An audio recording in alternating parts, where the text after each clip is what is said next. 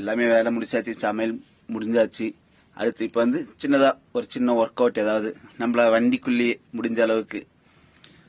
இப்போ ஓட்டுநர் நண்பர்கள்லாம் சொல்கிறது என்னென்னா,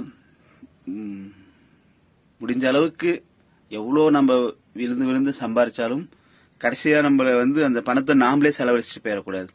அதனால முடிஞ்ச அளவுக்கு கொஞ்சம் உடல்நிலையிலையும் கவனம் செலுத்தணும். முடிஞ்ச அளவுக்கு உங்களால் முடிஞ்ச ஏதோ ஒரு சின்ன சின்ன கைகால் ஆட்டுறது கூட ஒரு எக்ஸசைஸ் தான்.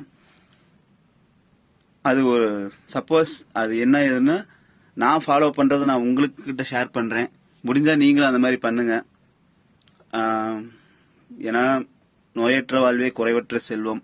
நம்ம எவ்வளோதான் 40,000 50,000 சம்பாதிச்சாலும் அதை நம்ம ஒரு குறிப்பிட்ட ஏஜுக்கு அப்புறம் நாமளே வந்து அதை வந்து குழந்தைங்களுக்கு சேர்த்து வைக்கிறோம். அந்த குழந்தைங்க அதை திருப்பி நம்மளுக்கு செலவு பண்ணுற மாதிரி ஆயிடக்கூடாது. சுகர் ஆயில் பார்த்து யூஸ் பண்ணுங்க.